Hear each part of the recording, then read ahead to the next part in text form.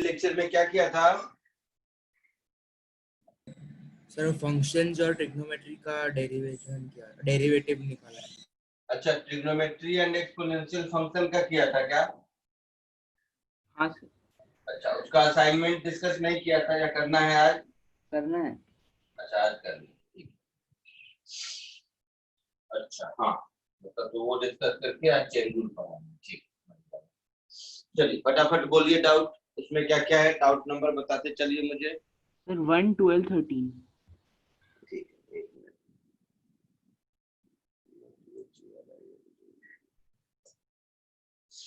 हाँ, question number 1, question number 12, question number 13, यही ना? हाँ सर। और किसी को कुछ ऐड करना है? सेक्शन बी में ये 7 है। सेक्शन ए है क्या? हाँ सर। 1, 12, 13 सेक्शन ए का बोला है बेटा? हाँ सर। अच्छा अच्छा, ठीक। सेक्शन बी में बोलिए। सेक्शन बी में 7, 9, 10। 7, 9, 10। और कुछ ऐड करना है किसी को? सर 8 और second और 8 भी, third। 8 भी। 8, 7, 8, 9, 10। Sir second and third. Oh, but सब मैं ही बताऊंगा।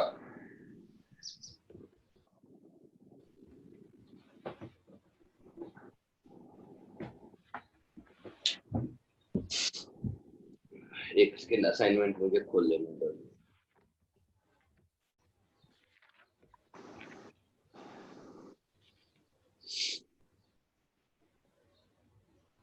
ठीक है, जब तक मेरे लैपटॉप पे खुल रहा है तो टाइम लगेगा, तब तक मुझे क्वेश्चन नंबर 1 बता दो क्या है। असाइनमेंट 1 का क्वेश्चन नंबर 1 सेक्शन ए का क्या है बोल दीजिए कोई एक आदमी। Limit z tends to 0, limit z tends to 0, sine 10z by z, sine और 10z 10z by z। z, ये तो एक लाइन का है। इसको हम ऐसे लिख सकते हैं, ये सिखाया था कि if theta tends to 0 then sin theta upon theta is 1, ये सिखाया था। हाँ सर। तो ठीक वैसे आप क्या कीजिए, अज्यूम कर लीजिए let x is equal to 10z अपने मन से। तो यहां से समझ आ जाएगा कि if z tending to 0 then x is tending to 0, isn't it? Yes sir. तो इसको हम ऐसे लिख सकते हैं, limit sine of x upon, हमने x को 10z लिया है तो z को x by 10 लिख सकते हैं, तो अपॉन x by 10, और ये हो गया लिमिट x टेंडिंग टू 0। हाँ सर। तो ये हो गया मेरा 10 ऊपर limit x tending to 0 sine x upon x, ये वैल्यू तो 1 होगी। हाँ ठीक है, 10 होगा, 10 आंसर है। अच्छा, आंसर मैं ले जाऊँ गूगल। ठीक है, क्वेश्चन नंबर 12 बोलिए।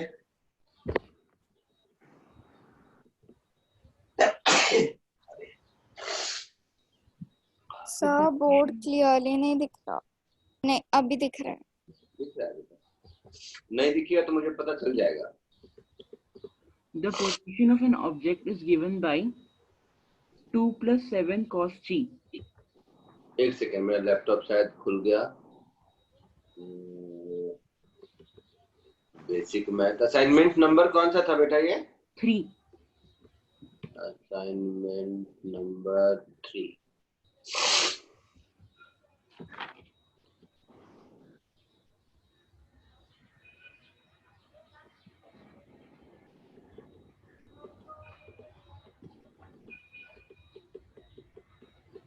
कौन सा नंबर करना है? 12th। हाँ, बोलिए। The position of object is given by x is equal to 2 plus 7 cos t. Find the all position where object is not moving. यही कहानी है। हाँ सर। तो object is not moving मतलब velocity 0 होना चाहिए, हाँ है ना? हाँ। तो देखिए, position position as a function of time, ये मुझे दिया हुआ है कितना, 2 + 7 cos t, तो 2 + 7 cos of t, तो rate of change in position यही वेलोसिटी होगा, हाँ है ना। हाँ तो हम ये लिख सकते हैं वेलोसिटी, या ऐसे भी ds/dt जहां 0 होगा मतलब वहां पोजीशन नहीं चेंज हो रहा है, ऐसे भी कह सकते हैं।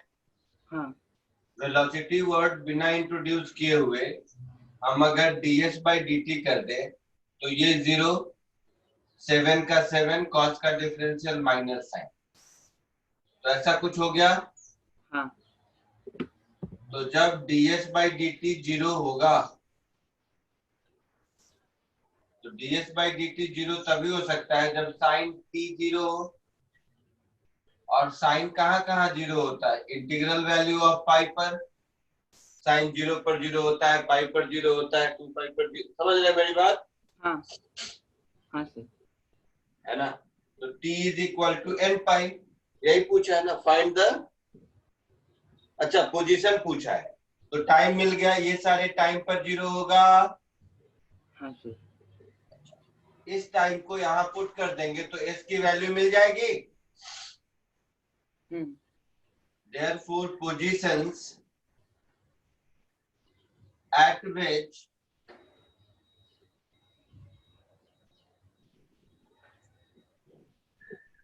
particle is at rest, वो क्या हो जाएगा, t की जगह n पाई पुट कर देंगे तो हो जाएगा मेरा 2 + 7 cos of n pi, n का वैल्यू 0, 1, 2, 3, 4, 5 कुछ भी हो सकता है, तो cos अगर 0 होता है तो 1 होता है, पाई होता है तो -1 होता है, तो ये cos n पाई की वैल्यू आइदर 0, सॉरी आइदर 1 और -1 यही होगा।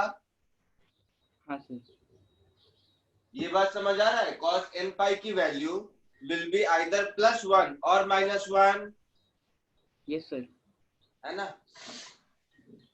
तो यहां से मुझे पोजीशन की वैल्यू क्या मिलेगी, s = 2 ± 7, दो ही पोजीशन मिलेगा, तो 2 + 7 s = 9 मिलेगा एक आंसर, और s = -5 ये मिलेगा एक आंसर। आया समझ में, हाँ कोई डाउट हो तो पूछ लो। नहीं सर। सर मेरे को नहीं आया। क्या नहीं आया बताइए। साइन टी कहाँ पे कांस्टेंट होगा वो ढूंढने के बाद कैसे कांस्टेंट करना? नहीं, साइन t कहाँ कहाँ 0 होगा, हाँ मतलब वेलोसिटी जहाँ चेंज। तो साइन t 0 होगा मतलब साइन थीटा 0 कहाँ कहाँ होता है, याद कीजिए, 0 पर होता है, हाँ सर। पाई पर होता है, हाँ 2 पाई पर होता है, 3 पाई पर होता है, ऐसा होता है। तो इसी बात को मैंने लिख दिया कि t = n पाई पर साइन 0 होगा, लिखा। हाँ सर।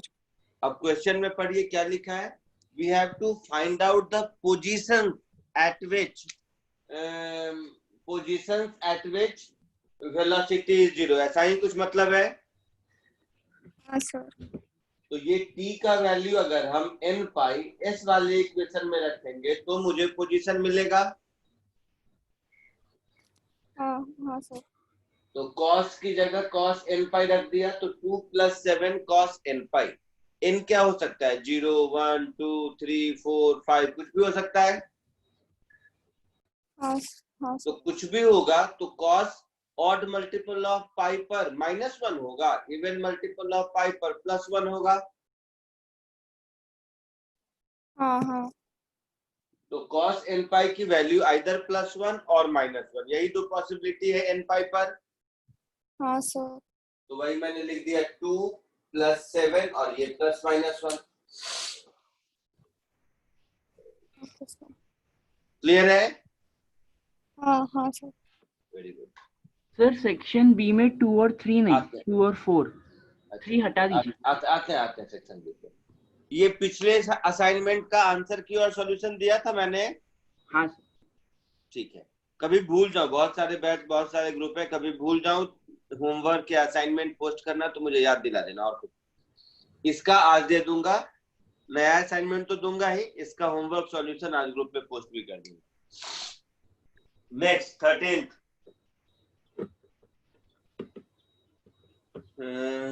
13th में क्या है, where in the range -2, 7 the function f(x) is equal to 4 cos x minus x is increasing and decreasing। तो ठीक है, कॉन्सेप्ट तो मालूम है इंक्रीजिंग डिक्रीजिंग का। सर हाँ sir. dy by dx positive है तो इंक्रीजिंग, नेगेटिव है तो डिक्रीजिंग, जीरो है तो नॉट टेंडिंग। तो y is equal to 4 cos x minus x, ऐसा है। और मुझे चेक कहाँ करना है, तो -2 से 7 के रेंज में चेक करना है। तो मुझे जो बताना है आंसर वो बताना है -2 से 7 के रेंज में इंक्लूडिंग बोथ, इसी में बताना है मुझे। तो इसको डिफरेंशिएट कर दो, तो dy by dx cos का माइनस साइन तो -4 sin x, x का 1 तो 1, तो dy by dx को जब 0 करेंगे तो मुझे sin x की वैल्यू -1/4 मिलेगी, मिलेगी ना। अच्छा, तो साइन इंक्रीजिंग फंक्शन है ये मालूम है। हाँ। तो साइन इनवर्स -1/4 वैल्यू हमें नहीं पता है बट कुछ तो होगा। हाँ। अच्छा, कितना होगा ये भी देख लो। जैसे साइन 30 डिग्री 1/2 होता है, हाँ। तो ये उससे भी छोटा है, तो 30 से कम होगा, तो 30 से कुछ कम होगा। और माइनस है तो अराउंड, जस्ट एग्जांपल बता रहा हूँ, मान लो अराउंड -15 डिग्री है या -10 डिग्री, ऐसा ही कुछ होगा ना। हाँ। तो वैल्यू नहीं लिखते हम, साइन इनवर्स में लिख देंगे, हमारा काम चलेगा। तो अब अगर हम इसको ऐसे सोचे, देखिएगा ध्यान से, मुझे dy by dx का साइन देखना है, तो ये है मेरा x मुझे कहाँ कहाँ देखना है, तो x is equal to 7 से x is equal to 2 के बीच देखना है, 2 या -2, क्या है क्वेश्चन में, क्या 2 है या -2 है बता दो। -2 -2 है, हाँ। तो ये मेरा -2 है, तो ये वैल्यू इन दोनों के बीच में कहीं लाई करता है। तो मान लो ये वैल्यू मेरा यहाँ लाई करता है, जिसको बोल देते हैं साइन इनवर्स -1/4, कहीं लाई करेगा यहाँ पर। हाँ। तो मुझे इन दोनों के बेस लिखना है।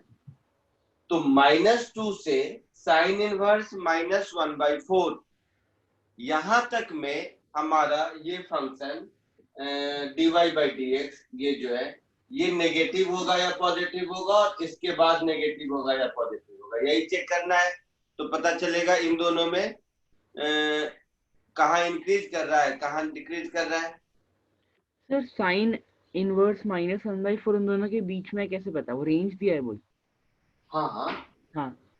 तो ये कैसे पता, तो अभी तो सिखाया बेटा। साइन इनवर्स -1/4 का value around 10 degree 15 degree 16 degree ऐसा ही कुछ होगा ना। हाँ। माइनस साइन के साथ। हाँ। अच्छा, तो एक तो मैं ऐसे ही अंदाज से बताता हूँ, और दूसरा अगर कैलकुलेटर है आपके पास तो आप भी कर सकते हैं। सुनिए, तो ये तो समझ आया, साइन -30 -½ होता है, हाँ। है ना। तो ये -30 से 0 के बीच का कुछ वैल्यू होगा, हाँ। है ना। मान लेते हैं -10 डिग्री, क्या जाता है। हाँ। तो -10 डिग्री का SI यूनिट रेडियन में कन्वर्ट करोगे तो -10 डिग्री कितना रेडियन के बराबर होगा बताओ।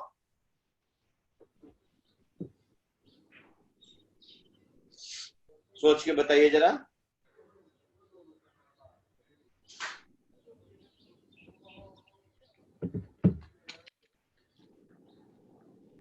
बोलना बेटा। 180 degree is pi radian. Sir -0.17 ऐसा कुछ है। -0.17 यही कुछ आएगा ना। 5/18 हाँ प्लस 2 के आगे रहेगा, ये बात समझ आ रहा है ना। हाँ हाँ एग्जैक्ट वैल्यू से मुझे मतलब नहीं है, ये काम कोई नहीं है, एग्जैक्ट वैल्यू कैलकुलेटर का काम है निकालना, मुझे इससे कोई मतलब नहीं। समझ रहे हो? हाँ सर हाँ सर। क्लियर है? कुछ 5/18 होगा, मतलब इसके बीच में होगा, कुछ तो होगा। हाँ हाँ तो साइन चेक कर लेंगे कहाँ इंक्रीजिंग है कहाँ डिक्रीजिंग है।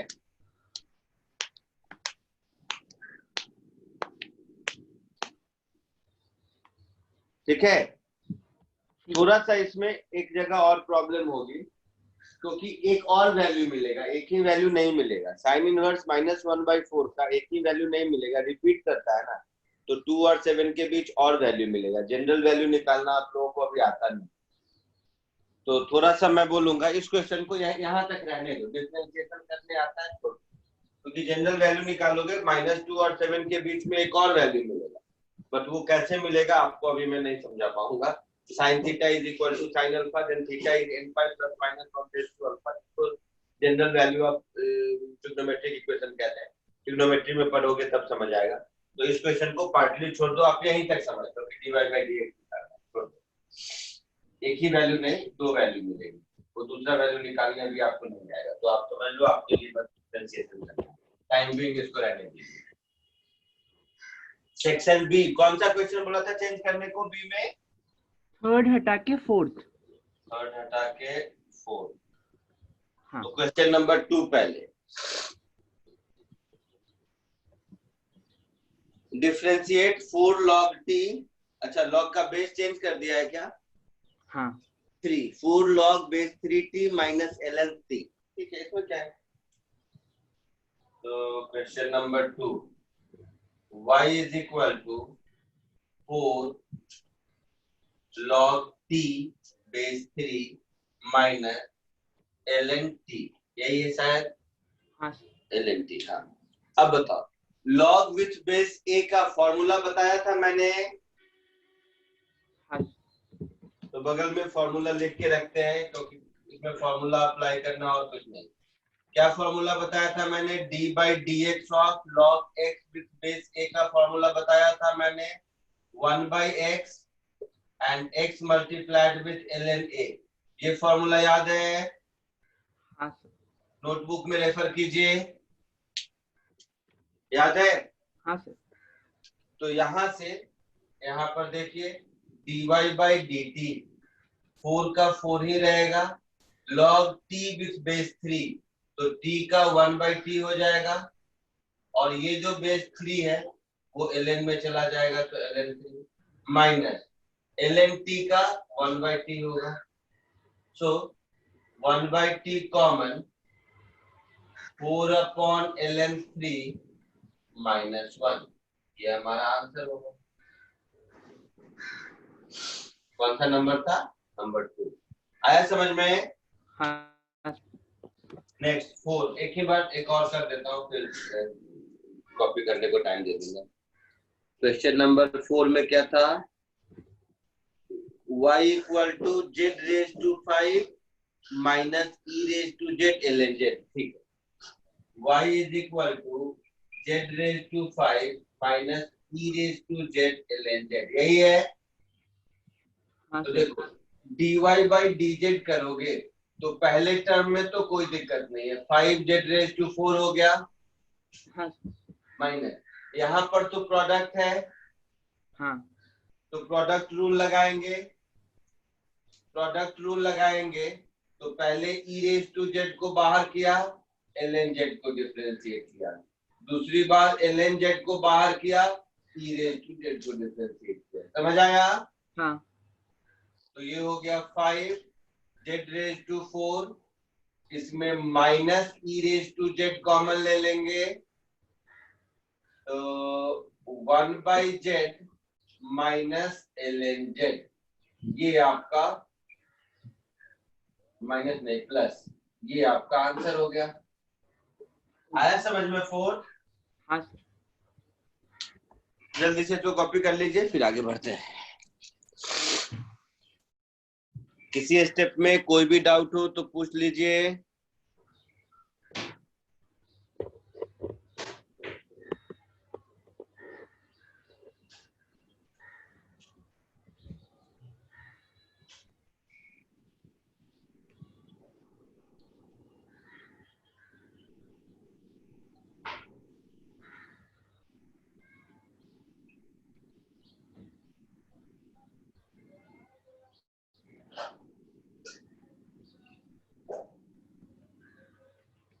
सर हाँ, log with base 3 और उसके बाद t, उसको रीड कैसे करते हैं? कैसे इसको बेटा? log सेकेंड of, ऊपर, हाँ, क्या बोल रहे हो? हाँ उसे, log t with base 3 ऐसा करते हैं। हाँ तो उसको 1/t लिखते हैं, t को, और log 3 को 1/line base। log 3 को नहीं, log with base 3 है, हाँ तो ये हो जाता है ln 3। और देखिए जैसे log x with base a का differentiation 1/x multiplied by ln a, that is log a with base e को ln a कहते हैं। ठीक है सर। हाँ सर। और सर इधर ऐसा क्यों लिखा है 12th क्वेश्चन में आपने if ds by dt is equal to 0, क्यों लिखा है? नहीं समझ आ रहा। किसमें बेटा? 12th क्वेश्चन 12th में। if ds हाँ divided by ठीक है, dt is 0, उसको क्यों? क्वेश्चन में पढ़िए तो क्या पूछा है? where it does not move at any point। हाँ, does not move मतलब does not change, position does not change।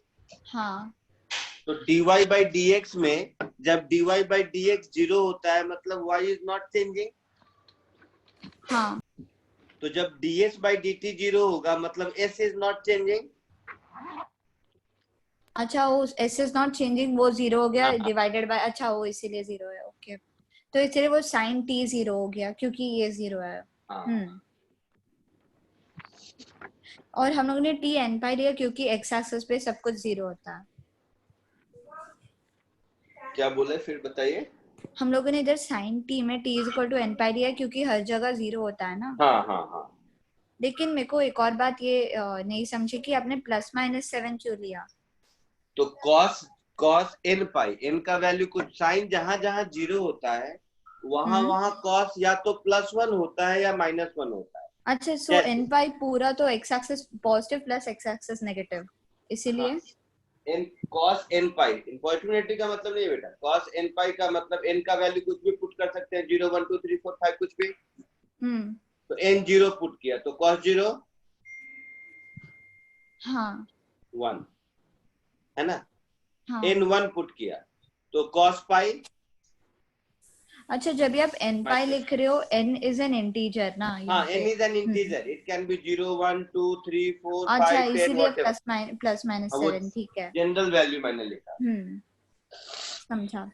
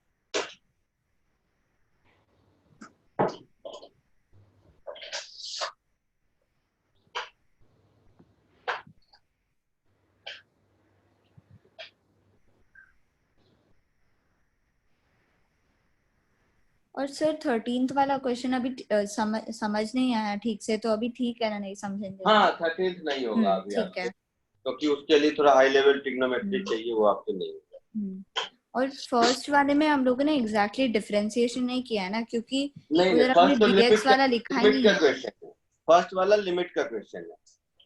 Limit का, जो सेक्शन ए है आपका वो लिमिट का क्वेश्चन है। ठीक है।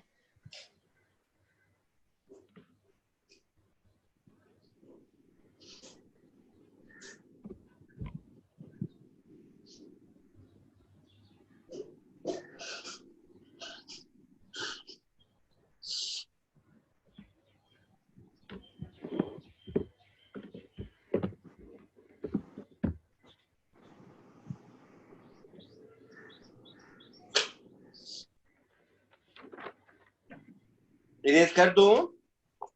हाँ सबका हो गया लिखा हुआ? हाँ सर। पक्का कर रहा हूँ इरेज। देखो अभी भी किसी का नहीं हुआ तो बोल दो। हो गया।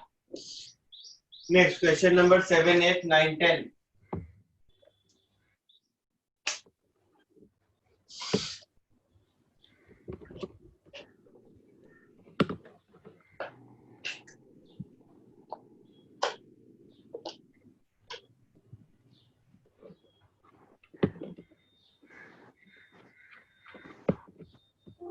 Question number 7.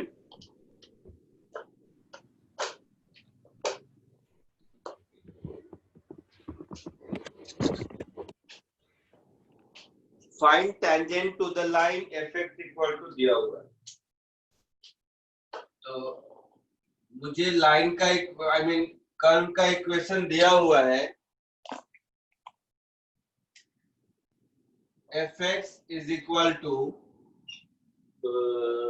7 raised to x plus 4 times e raised to x दिया हुआ है। यही है ना?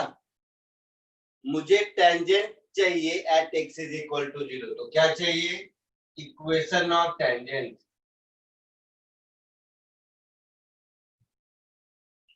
इक्वेशन ऑफ टेंजेंट चाहिए। कब चाहिए? तो x इज इक्वल टू 0 पर चाहिए। तो हम लोग क्या करेंगे? dy by dx। तो dy बाई dx मेरा 7 रेज टू x का डिफरेंशियल क्या हो जाएगा? 7 raise to x into ln 7 ऐसा होगा? बोलो ना। हाँ sir. Plus 4 times e raise to x ऐसा हो जाएगा? हाँ तो ये dy by dx slope of tangent होगा। तो मुझे स्लोप कहाँ चाहिए? x इज इक्वल टू 0 पर चाहिए। तो x is equal to 0 put कर दो। तो ये हो गया 1, तो 4 और 4 प्लस ln 7 हो गया। हाँ सर। हाँ सर। तो ये मुझे स्लोप मिल गया। और जब x 0 होगा तो y की वैल्यू कितनी होगी? 5। 5 होगी। तो मतलब मेरे टेंजेंट का स्लोप इतना है और इस पॉइंट से पास होना चाहिए। तो टेंजेंट का इक्वेशन मान लेते हैं y is equal to mx plus c। ये m की वैल्यू मुझे मालूम है। तो ये हो गया y is equal to 4 plus ln 7 multiplied with x plus c। ये हो गया। हाँ हाँ सर। अच्छा, अब c का वैल्यू मुझे मिल जाए तो मेरा काम चलेगा। तो उसके लिए मेरे पास कंडीशन है कि this line must pass through x is equal to 0 and y is equal to 5, है ना? हाँ सर।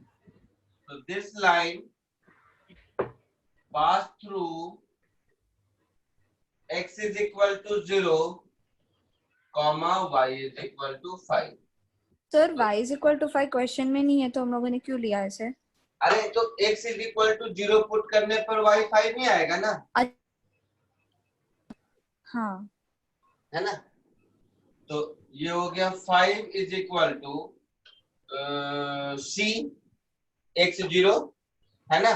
हाँ तो sir. Finally my answer will be y is equal to 4 plus ln 7 whole multiplied with x plus 5। ये हमारा answer हो गया। हाँ सर। आया समझ में? हाँ सर। पक्का? हाँ अगर आया तो 8 खुद कर सकते हो क्या? तो हाँ। आप ही के कॉन्फिडेंस बिल्डिंग के लिए 7th कॉपी कर लीजिए और 8 खुद करके दिखाइए। हाँ बोलिए बेटा।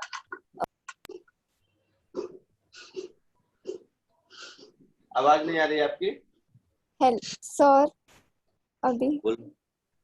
हम लोग वो इक्वेशन में y is equal to M X plus C में y का वैल्यू 5 लेके m का स्लोप और x 0 लेके c निकाल सकते हैं। वैसे ही निकाला ना, ये लाइन का जनरल इक्वेशन मिला, इसमें सी मुझे नहीं पता है, बट ये पता है कि ये line x is equal to 0 और y इज इक्वल टू 5 से पास होना चाहिए। हाँ हाँ। तो x 0 पुट करने पर y 5 मिलना चाहिए। तो x 0 पुट करने पर y 5 मिलेगा, तभी हो सकता है जब c 5 हो। हाँ सर। तो देखिए 7th कॉपी करके 8th जरा सा खुद से करो तो थोड़ा सा कॉन्फिडेंस आएगा, और कुछ नहीं। कोशिश कीजिए जरा सा, हो जाएगा, आसान है। मैं यही बैठा हूं, नहीं होगा बताऊंगा कि कैसे, बट खुद कीजिए, कॉन्फिडेंस आएगा।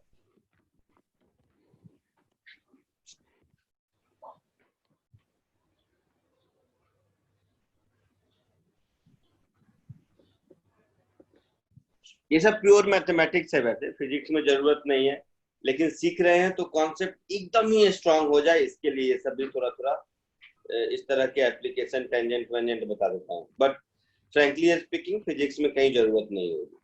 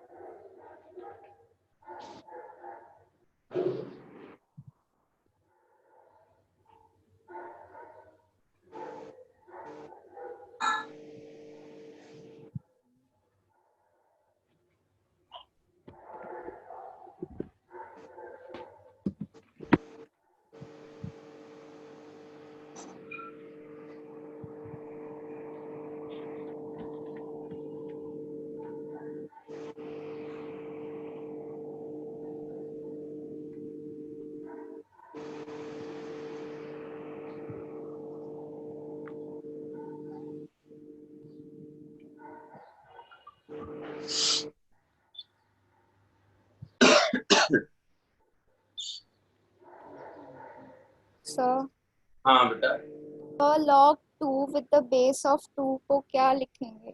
1 1 कहाँ मिल गया है क्या यहाँ पर कहीं? हाँ सर, वो आगे कुछ डिफरेंशिएशन करने पे तो कभी भी लॉग का वैल्यू और बेस सेम हो मतलब 1। log a with base a is always 1। जैसे log 10 with base 10 1 होता था, अगर याद होगा तो स्कूल में थोड़ा बहुत। हाँ सर। हाँ, तो log का बेस और वैल्यू मैच करे मतलब 1।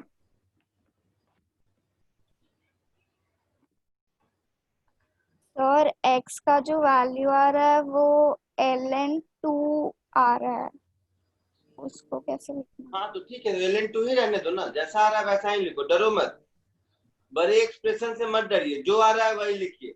99% चांस है कि आप सही कर रहे हो, घबराओ मत, खाली जानबूझ के मैंने दिया आपका कॉन्फिडेंस बढ़ाने के लिए, और कुछ नहीं।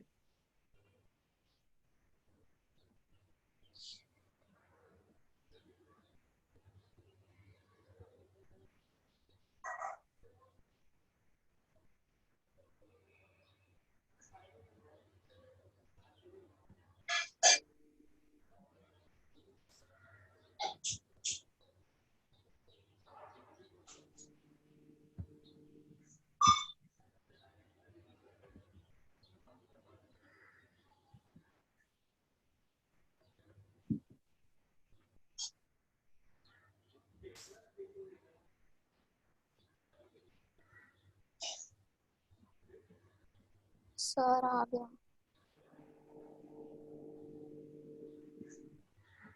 आंसर बताऊं क्या मैच करने के लिए? हाँ सर। अच्छा, एक दो और जो बच्चे हैं उनको ट्राई करने दो, बता देता हूँ।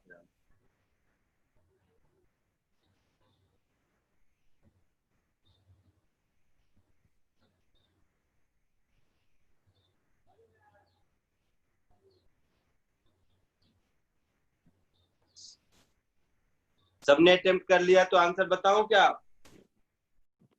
सर डिफरेंशिएशन 1 आया। स्लोप 1 आया ना? हाँ वेरी गुड, बहुत अच्छा, सही आ रहा है। तुम्हें भी स्लोप 1 आया बेटा? हाँ सर। वेरी गुड, मतलब वहां तक सही है।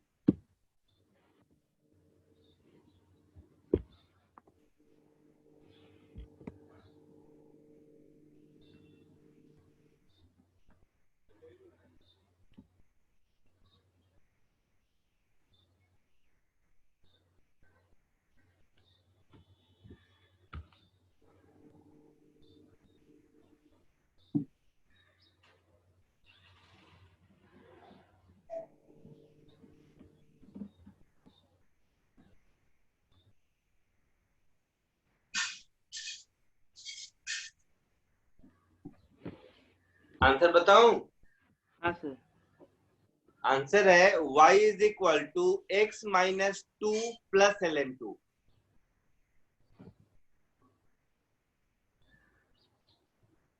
आया क्या? हाँ sir. y is equal to x minus 2 plus ln2। हाँ सर यही आया। Very good, very good. मुझे बताना है या सबको आ गया? सोच के बताओ जल्दी। सर स्लोप 1 आया, स्लोप 1 आया, y इज इक्वल टू 1/2 आया। y इज इक्वल टू 1/2, ऐसा इक्वेशन आया? देखिए चलिए मैं सॉल्व कर देता हूँ। मैंने प्रोडक्ट रूल नहीं लगाया। मैं सॉल्व कर देता हूँ। क्वेश्चन नंबर 8 मैं सॉल्व कर देता हूँ।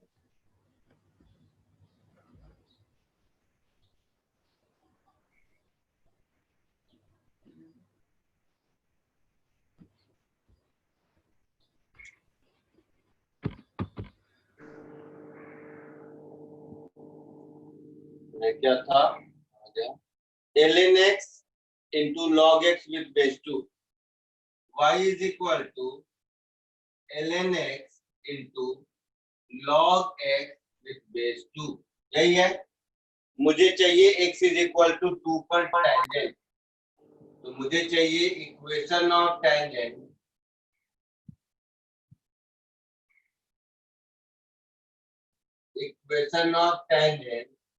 Eight x is equal to 2, यही चाहिए। तो x जब 2 रखेंगे तो y की वैल्यू कितनी मिलेगी?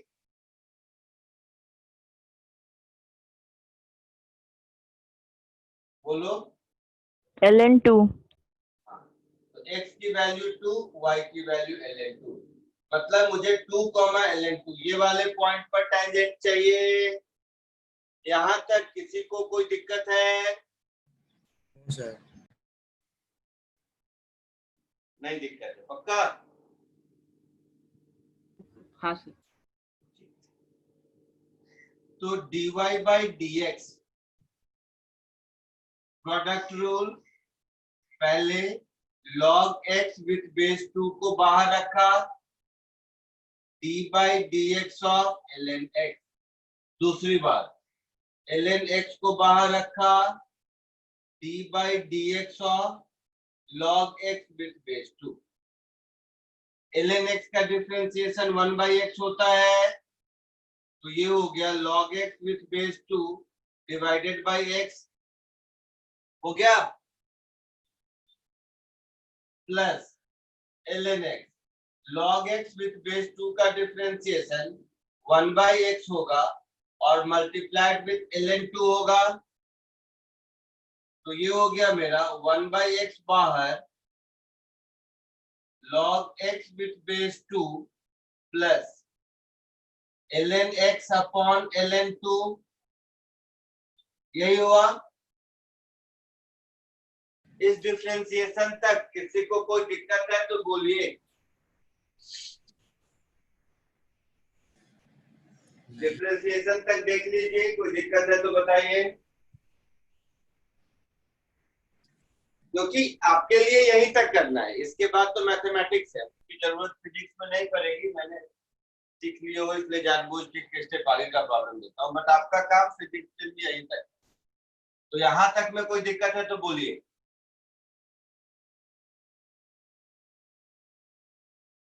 किसी को कोई डाउट यहाँ तक?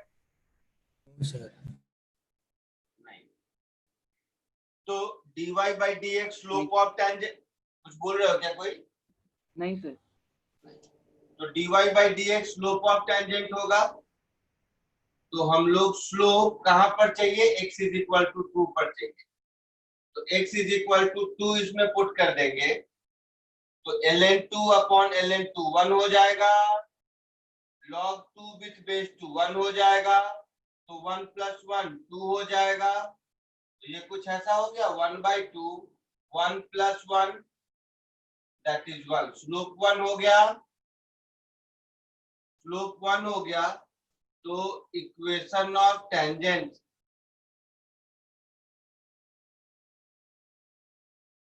y is equal to mx plus c में m की वैल्यू 1 हो गए, तो y is equal to x plus c।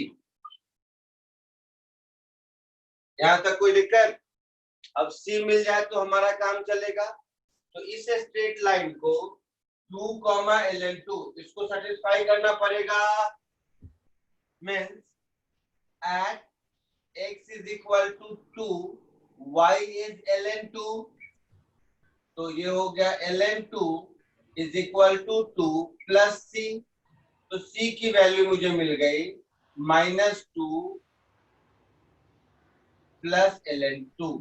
c की वैल्यू मिल गई, इस c की वैल्यू को यहां सब्स्टिट्यूट कर दो, तो final answer is y is equal to x plus ln2 -2।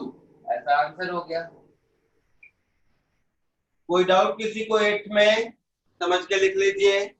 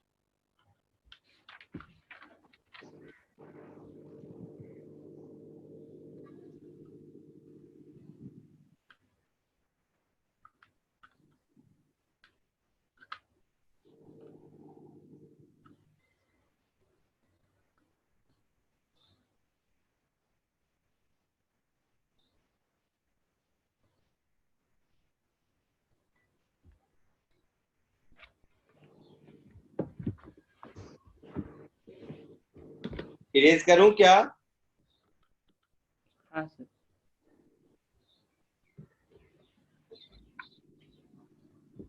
Erase करूं?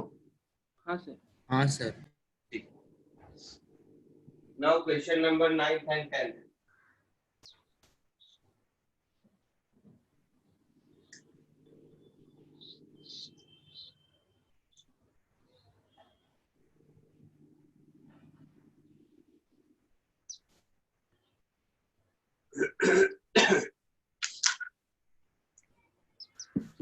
Question number 9 and 10.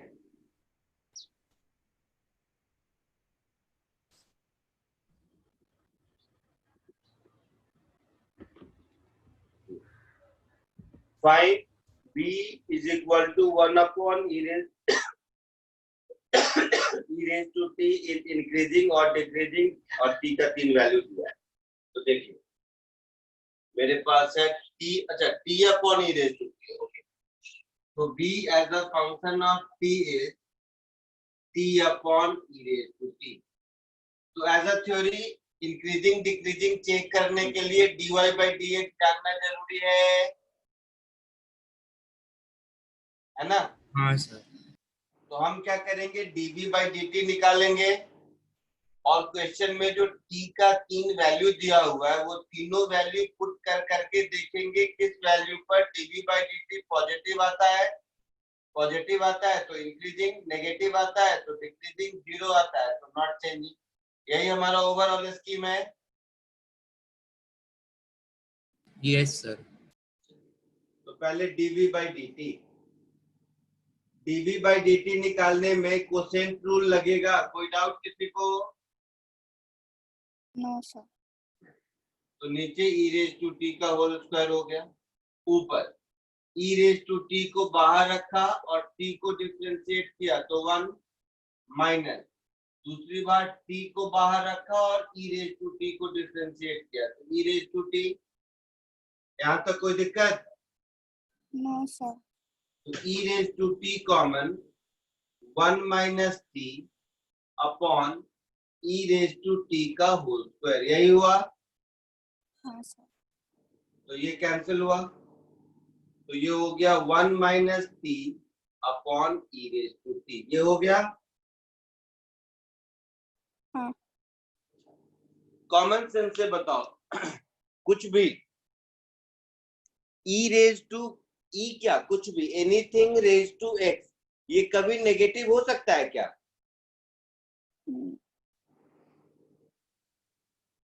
Sir E positive value है सर अगर है ना? हाँ हाँ, ई पॉजिटिव, ई तो 2.7 होता है ऑलमोस्ट, बताया था ना, पाई के जैसा ये एक वैल्यू है। तो ई तो कुछ कांस्टेंट है, तो इस कांस्टेंट का पावर मैं पॉजिटिव रख दूं या नेगेटिव रख दूं, ये तो हमेशा पॉजिटिव रहेगा। हाँ सर। हाँ सर। जैसे 2 का पावर मैं 1/2 रखूं या -1/2 रखूं, रहेगा तो पॉजिटिव ही ना। हाँ हाँ सर। हाँ sir.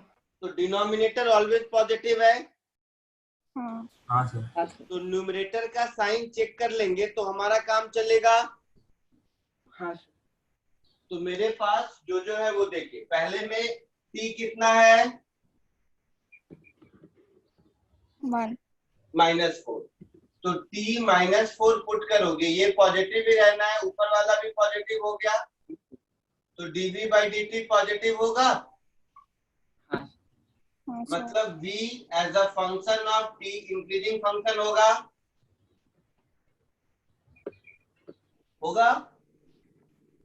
t is equal to -4 पर। दूसरा t is equal to 0, t is equal to 0 put करोगे तो e raise to 0 1, I mean positive ही होगा, पॉजिटिव। होगा ना? हाँ सर। तो इसमें भी v as a function of t increasing होगा। थर्ड वैल्यू क्या है? t is equal to 10, t is equal to 10 put करोगे तो 1 माइनस 10 -9, तो -9 अपॉन सम पॉजिटिव वैल्यू मतलब नेगेटिव, तो इसमें v as a function of t decreasing होगा। आया समझ में? हाँ सर। पक्का? हाँ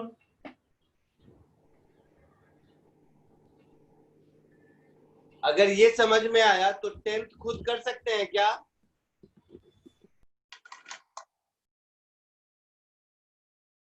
टेंथ सिमिलर क्वेश्चन लग रहा है? करते हैं। हाँ सर। तो 9th कॉपी कर लीजिए और 10th खुद से कीजिए, कोई जल्दबाजी नहीं, मैं यही बैठा हूं, नहीं होगा बताऊंगा, बट खुद से करोगे तो कॉन्फिडेंस आएगा और कुछ नहीं।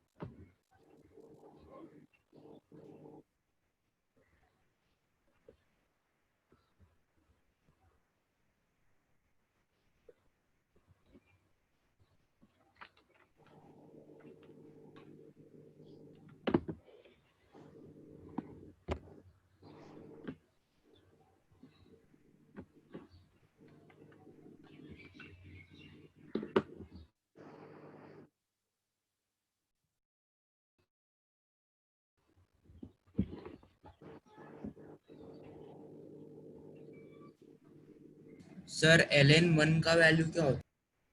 log 1 0।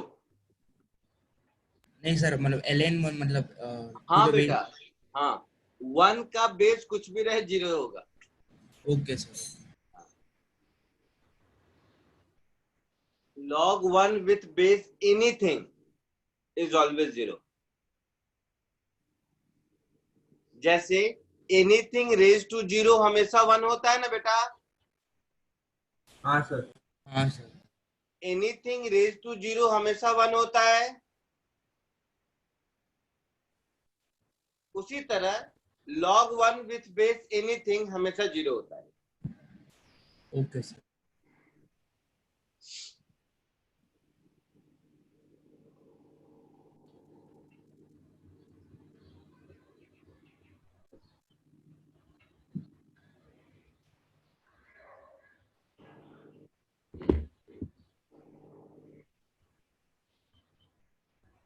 तो फर्स्ट वाला नेगेटिव आ रहा है। फर्स्ट डिक्रीजिंग आ रहा है। अच्छा, आंसर हाँ। बता दे। वेरी गुड, माइनस सही सही आ रहा है। फर्स्ट डिक्रीजिंग करेक्ट है।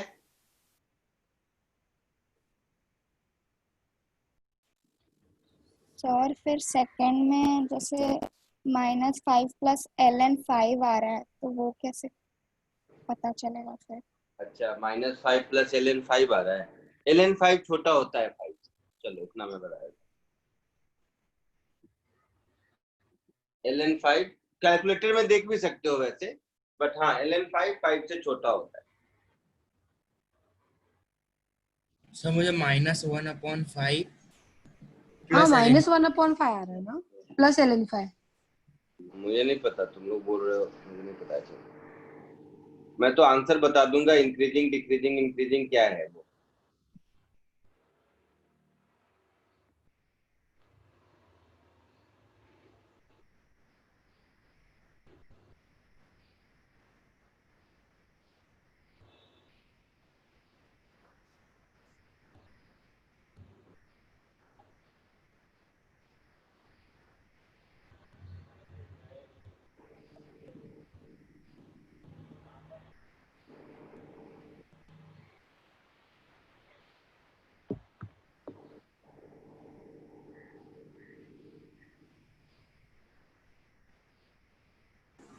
सर मैंने चैट में आंसर लिखा है, एक बार चेक कर लीजिए ना।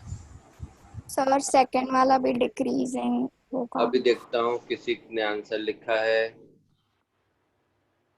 नहीं बेटा, गलत है।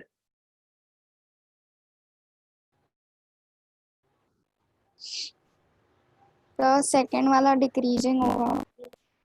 नहीं, सेकंड वाला नहीं। फर्स्ट है डिक्रीजिंग, सेकंड और थर्ड इंक्रीजिंग है। तो मेरा इंक्रीजिंग आ रहा है, क्या आ रहा है? First decreasing, a decreasing, B and C increasing. देखिए मैंने तो फाइनल आंसर मैसेज किया। सर एक बार बी दिखाओ ना। हम नहीं, तीनों हाँ दिखा सर, दो। एक बार बी दिखा सकते हो, ए और हाँ सी करेक्ट आ रहा है। हाँ, तीनों दिखा देता हूँ, घबराओ मत।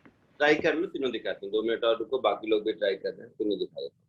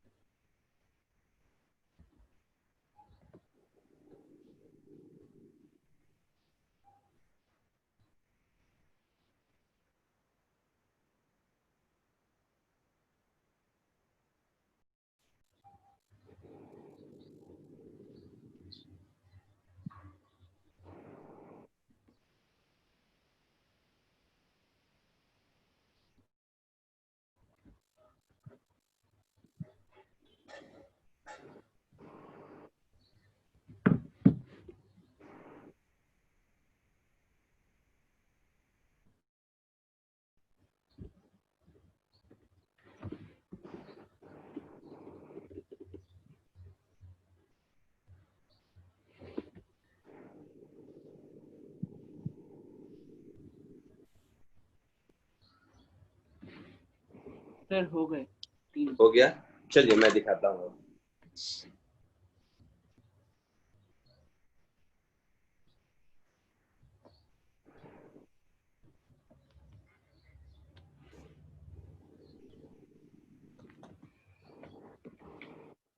आज के बाद डिफरेंशिएशन अब आपका इजी हो गया। तो यही तक था फॉर्मूला बाकी छोटे छोटे एप्लीकेशन। एनीवे, तो G Z minus 6 ln z यही है। हाँ G Z minus 6 into ln z।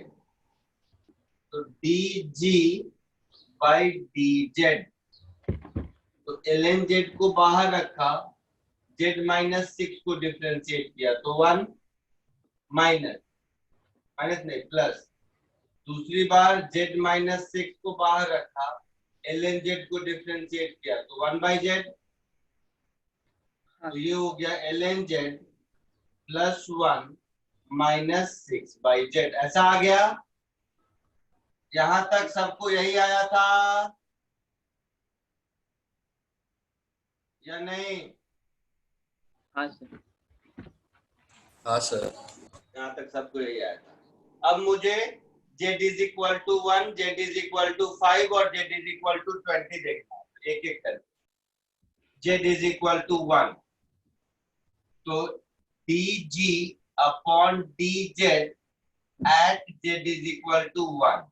तो z is equal to 1 put करेंगे तो ln1 प्लस 1 माइनस 6 बाई 1 यही होगा।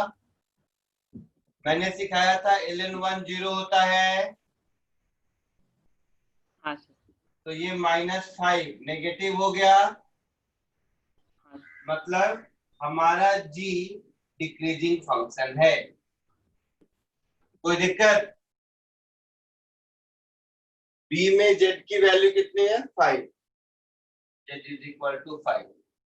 तो dg by dz at z is equal to 5। अब 5 पुट कर दीजिए तो ये हो गया मेरा ln5 प्लस 1 माइनस 6 बाई 5 यही हुआ। तो ये हो गया ln5 plus 1 minus 1.2 that is ln5 minus 0.2 ऐसा हुआ। आप लोगों को दिक्कत आ रही होगी कि ln5 का वैल्यू नहीं पता है, यही दिक्कत आ रही है। हाँ सर। हाँ, तो कैलकुलेटर है क्या? एक बार चेक कर लो, नहीं तो मुझे तो आता है, मैं तो बता दूंगा। log 2 और log 3 की वैल्यू स्कूल में याद है? 0.3010 log 2 होता है। थोड़ा बहुत नहीं याद है, छोड़ दो, कोई बात नहीं। जस्ट आप कैलकुलेटर में चेक कीजिए ln5 की वैल्यू कितनी आती है।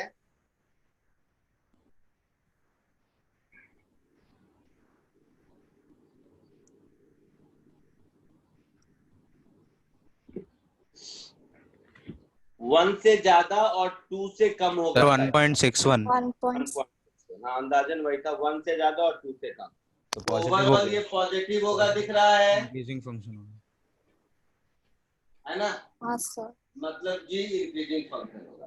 अब आप कहोगे कि सर ये कैसे चेक करेंगे कैलकुलेटर से, ऐसा वैसा, तो पूरा दिमाग लगा लें। एक दिमाग बताऊं, सीखोगे? हाँ सर। तो सीखो। लॉग में जब वैल्यू और बेस मैच करता है तो 1 होता है, ये तो मालूम है। हाँ सर। ई का वैल्यू मैंने बताया लगभग 2.7 होता है। हाँ सर। हाँ सर। तो जब ये 5 की जगह 2.7 होता तभी ये वैल्यू 1 हो जाता। हाँ सर। और 5 2.7 से ज्यादा है, मतलब ये 1 से ज्यादा होगा, ये तो पक्का ही है। हाँ सर सर। समझा नहीं, 2.7 वाला नहीं समझा ठीक से। ई का वैल्यू समझा 2.7, सर। हाँ। ई का वैल्यू 2.7 के आसपास होता है, मालूम है। हाँ सर। तो ln 2.7 तो 1 होगा। अच्छा, हाँ हाँ हाँ हाँ सर, हाँ सर, समझ गया। और ये 5 है तो 2.7 से ज्यादा है, तो ये हाँ वैल्यू 1 से ज्यादा होगा, ये तो पक्का है ना? हाँ सर, समझ गया। पक्का। हाँ हाँ हाँ सर। हाँ। थर्ड में जेड का वैल्यू क्या दिया है? 20। तो थर्ड में गेट 20 दिख ही रहा है, और होगा ऐसा ही ना, ये बढ़ जाएगा, ये और छोटा हो जाएगा। चेक कर देता हूँ, चलो z is equal to 20 put कर दो, तो dg by dz at z is equal to 20, ये हो जाएगा ln 20 और ज्यादा हो गया +1 माइनस 6 बाई 20, तो ये तो और ज्यादा हो गया ना, ये और छोटा हो गया, ये और बढ़ गया, समझे? 1 माइनस 6 बाई 20 ये पॉजिटिव है। हाँ सर। ये पॉजिटिव है और ln 20 पॉजिटिव, तो ओवरऑल ज्यादा ही है, माइनस का कहीं इसमें कोई गुंजाइश ही नहीं है, तो इस केस में भी g इज ऑल्सो पॉजिटिव ही हो गया। हाँ सर। आया समझ में? हाँ सर। हाँ सर। इरेज कर दूं? हाँ सर।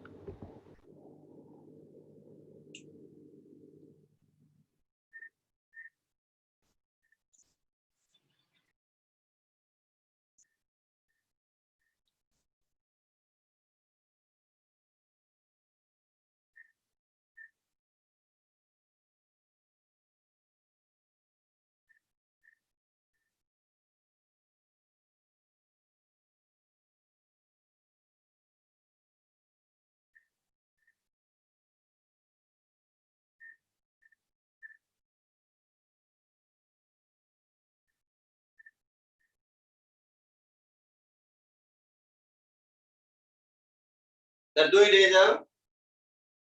हाँ सर। हाँ सर हो गया। अब कुछ नई चीज सीखते हैं, बिलीव मी, अब डिफरेंशिएशन में आपका अब जो आज के बाद होगा ये थोड़ा, ये सबसे इजी ही होगा, क्योंकि फॉर्मूला वॉर्मूला सब खत्म हो गया, अब छोटे छोटे रूल्स ट्रिक्स एप्लीकेशन यही सब सीखने हैं, तो आपकी आगे की लाइफ थोड़ी पिछले लाइफ से आसान हो जाएगी। चलिए नेक्स्ट हेडिंग लिखिए, चेन रूल ऑफ डिफरेंशिएशन।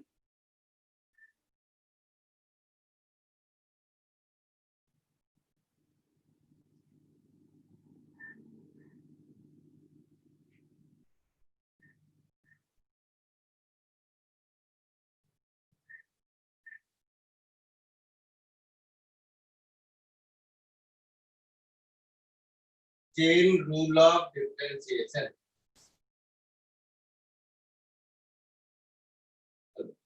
बस आराम से बैठो, लिखना मत, सुनो मेरी बात। चेन रूल का मतलब है, ऐसे समझो, जस्ट आपको समझाने के लिए, जस्ट एग्जांपल है, मान लो पापा ऑफिस जाते हैं, बिजनेस करते हैं, कुछ भी करते हैं, तो पापा पैसा कमाते हैं, वो पैसा कमाते हैं तो उसमें से कुछ पैसा घर में देते हैं, सपोज मम्मा को देते हैं, मम्मा उसमें से कुछ आपको देती है पॉकेट मनी, ठीक है? तो आपका पॉकेट मनी अगर देखोगे डायरेक्टली, तो डायरेक्टली किस पर डिपेंडेंट है कि मम्मा को कितना मिलता है? हाँ सर। उस पर डिपेंडेंट है। अच्छा, बट मम्मा को कितना मिलता है वो इस बात पर डिपेंडेंट है कि पापा कितना देते हैं। हाँ सर। और पापा कितना देते हैं वो इस बात पर डिपेंडेंट है कि उनकी ऑफिस में सैलरी कितना, इंक्रीमेंट डिक्रीमेंट क्या हुआ, है ना? हाँ सर। ध्यान से देखो कैसे ये चेन बना हुआ है। चेन रूल का मतलब ये चेन बना हुआ है, मीन्स जस्ट एग्जांपल दिया है कि रेट ऑफ इंक्रीमेंट इन पापा सैलरी से रेट ऑफ इंक्रीमेंट इन जो भी मम्मा को घर खर्च मिलता है, और रेट ऑफ इंक्रीमेंट इन मम्मा को जो घर खर्च मिलता है उससे आपका पॉकेट मनी एसोसिएटेड है। हाँ सर। तो ये एक चेन बना हुआ है। अब मैं आपसे डायरेक्टली पूछूं कि अगर पापा में 10% चेंज हुआ तो आप में कितना परसेंट चेंज होगा, आप नहीं बता सकते, नहीं। क्योंकि ऐसा रूल पापा ने बनाया होगा कि मेरे सैलरी में 10% इंक्रीमेंट हुआ तो मैं मम्मा के घर खर्च में मान लो 20% कर दूंगा, या 30% या 5%, कुछ भी एक रूल होगा। हाँ सर। मम्मा और आपने एक रूल बनाया होगा कि मम्मा बोलेगी कि मेरा अगर 30% इंक्रीमेंट हुआ तो हम तुम्हारे पॉकेट मनी में जो भी 5%, 10%, 30%, 100% जो भी होगा, कुछ तो रूल बना होगा। हाँ सर बरोबर।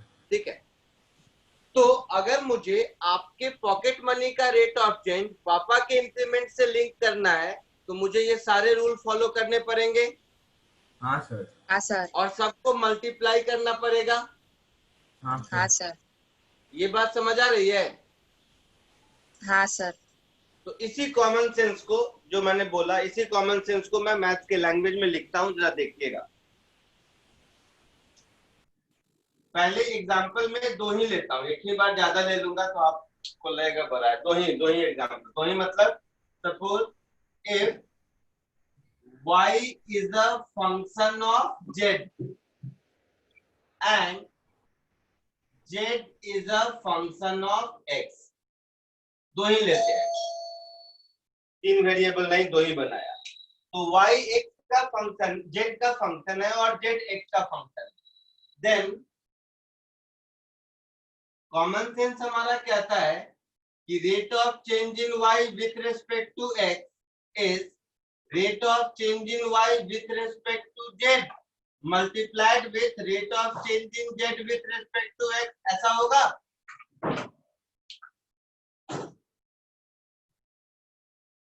ऐसा होगा। हाँ सर। हाँ सर बरोबर। मतलब dx को dz को मल्टीप्लाई डिवाइड कर दिया। नहीं नहीं, अरे ऐसे नहीं करते मल्टीप्लाई डिवाइड, ये अपने आप में एक अलग ऑपरेटर। देखने में लगता है कि dz dz कैंसिल हो गया तो dy by dx dy by dx है, बट ये कैंसिल वैंसिल ऐसे नहीं होता।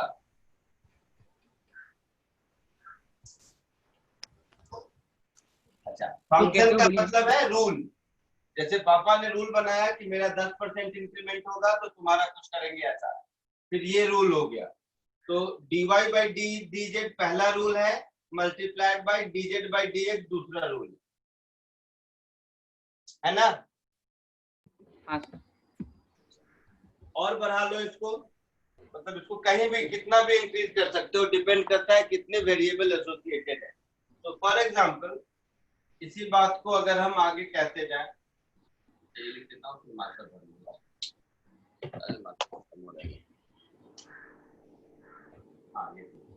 If y is a function of z, जैसा पहले था, z is a let's say function of t and function मतलब सुनो नो, एक काम और कर लो। फंक्शन मतलब सेम रूल नहीं, कोई दूसरा फंक्शन भी हो सकता है, तो मैं जी लिख देता हूं इसमें। तो z is some another function of t and t is some another function of x, ऐसा भी हो सकता है। तो उस केस में देखो, जो dy by dx होगा ये हो जाएगा dy by dz। ये रूल पता है तो हम dy by dz निकाल सकते हैं। हाँ ये फंक्शन पता है तो हम dz by dt निकाल सकते हैं, और ये फंक्शन पता है तो हम dt by dx निकाल सकते हैं, और तीनों को मल्टीप्लाई कर देंगे तो dy by dx हो जाएगा, है ना। यूज कैसे करते हैं सीखेंगे, बट एज अ थ्योरी समझ आया। So in this way we can have as many variables as we can, कैसा भी होगा, this chain will keep on continuing. हाँ सर। आपको दो से ज्यादा की जरूरत नहीं पड़ेगी, बट मैं इन जनरल बता रहा हूँ। तो इस तरह का चेन कंटिन्यू होता रह सकता है ना। हाँ सर। तो इसको हम लोग चेन रूल ऑफ डिफरेंशिएशन कहते हैं, वैसे मेरे लैंग्वेज में कॉमन सेंस। तो जल्दी से इसको कॉपी कर लीजिए, फिर इसका एग्जांपल समझाता हूँ। या रुको, अभी रुको, यहीं पे जगह है तो एक आध एग्जांपल यहीं पे देख लेते हैं। जगह है तो एक आध एग्जांपल सब इधर देखो। सपोज मुझे निकालना है d by dx of 3x plus 5 raised to 20 है ना। अब क्या करोगे, 3x plus 5 का 20 raised to तो आपको आता नहीं है, हाँ तो सर। एक्सपेंड तो कर नहीं सकते है ना। अब एक्सपेंड कर नहीं सकते तो हम मन ही मन सोचेंगे। सब ध्यान से सुनना, ये सोचने वाला पार्ट थोड़ा समझो। हम मन ही मन सोचेंगे कि 3x plus 5 की जगह अगर कोई एक होता जेड टी वट एवर, तब तो डिफ्रेंशिएट करना आसान था। हाँ सर। अगर 3x plus 5 की जगह केवल x होता तब तो हम आराम से लिख देते ना 20 into x raised to 19। हाँ सर। तो जैसे ही ये ख्याल दिमाग में आया तो अब हम अपने मन में एक स्कीम बना लेंगे। देखिए क्या करेंगे, अब हम 3x plus 5 raised to 20 को 3x plus 5 के रेस्पेक्ट में डिफरेंशिएट कर लेंगे, मल्टीप्लाइड में 3x plus 5 को x के रेस्पेक्ट में डिफरेंशिएट कर लेंगे। अब ये दोनों डिफरेंशिएशन इंडिविजुअली डुएबल है। हाँ सर। हाँ सर। है ना। क्या? तो x रेज टू 20 का x के रेस्पेक्ट में 20x रेज टू 19 होता है, तो 3x plus 5 रेज टू 20 का 3x plus 5 के रेस्पेक्ट में 20 into 3x plus 5 raise to 19 होगा। हाँ सर, ये होगा। हाँ सर। और 3x plus 5 का x के रेस्पेक्ट में 3 होगा। So our answer is 60 into 3x plus 5 raised to 19। आया समझ में? हाँ सर, समझा। हाँ सर। तो अगर देखोगे तो ये क्या है, फर्स्ट वाला चेन रूल ही तो है। हाँ सर। एक और बार एक्सप्लेन कर सकते हैं? मैं लॉग आउट हो गया था। कहां से शुरू, कहां से गायब था तू? बोलो। आंसर लिखना शुरू किया मैं, उसके बाद मैं लॉग आउट हो गया। आंसर लिखना शुरू आंसर कहाँ है? किया और फिर लॉग आउट हो गया आपने। तो मुझे फर्स्ट स्टेप से एक्सप्लेन कीजिए सकते हैं। First step example start. अच्छा सुनो, पहले कॉपी कर लो, 2 मिनट कॉपी कर लो, बताता हूँ, फिर से दोबारा बताता हूँ।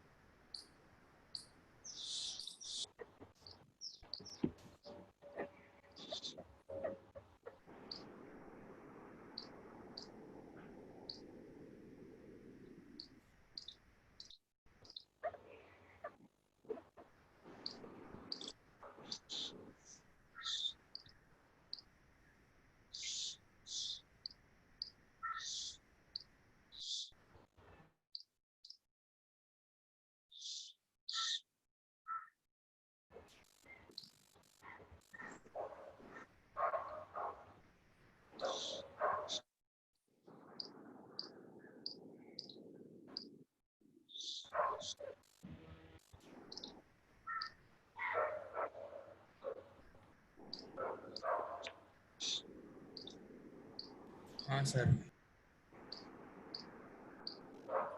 सर, एक सेकंड।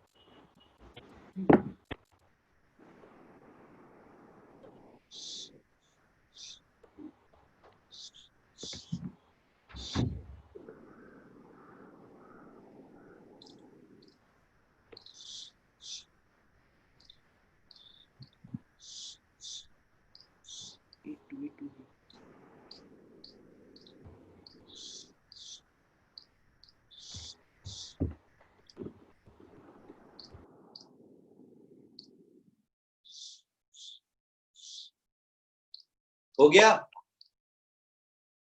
हाँ सर। चलो दोबारा समझाता हूँ।